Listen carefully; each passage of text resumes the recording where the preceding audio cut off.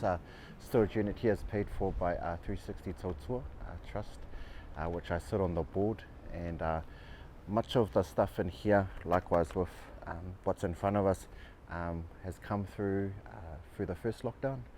See quite a lot of immediate need in lots of our communities, and 360 Tautua has been doing quite a bit of stuff within South and West Auckland in particular, just trying to meet the needs of various families that were affected either through job losses or loss of income, or just various stresses in their household. Some of the things that I do in the community, I just get roped along through friends and family in terms of just meeting various needs, be it immediate stuff that's come out of COVID, and people are just wanting support around food or other items needed around the household.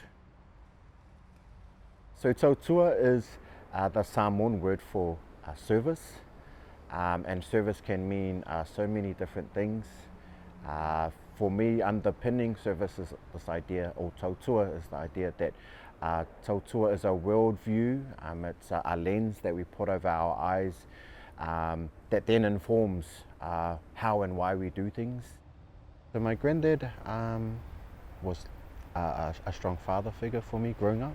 So some of the things I learnt from my granddad around what service is and how do you serve others wasn't necessarily in the words he would say to me, or what he'd say, this is how you do and these are instructions to life, or the manual to service, but rather in the actions he would do. I remember countless times people he would hear maybe on the phone that relatives were here, and he would take time to maybe go down to the shops, buy some food for them, and then go find out where they were staying, and just be generous with his time, and obviously food or whatever, and give them some money.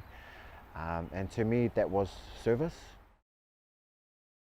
So the research that I undertook through a Master of Education of Leadership looked at service, tautua, and the experiences and perceptions through New Zealand-born Pacific youth. And so I felt it would be really important to frame or give some covering, so to speak, of the conversations cloaked in some cultural appropriateness, which was the Talanoa methodology.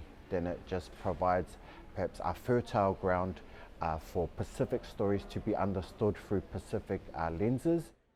So some of the interesting findings from the young people that were interviewed was it was unanimous that these participants found service, giving to others, as incredibly important and empowering to them. But they also acknowledged that serving played a part in cultivating and maintaining relationships around them. Some of the questions around gendered expectations was that all the young men shared that there were different responsibilities.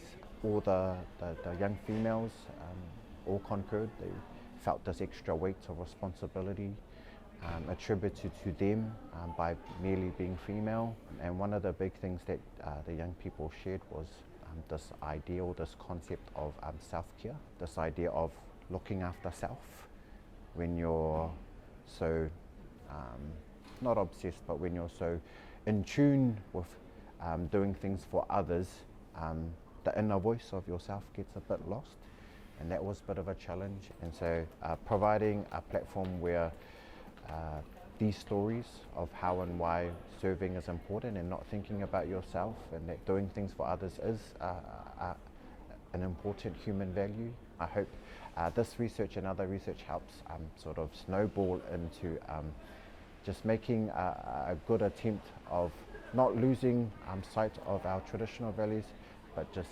contemporizing and also perhaps contextualizing it to the places that we now live in.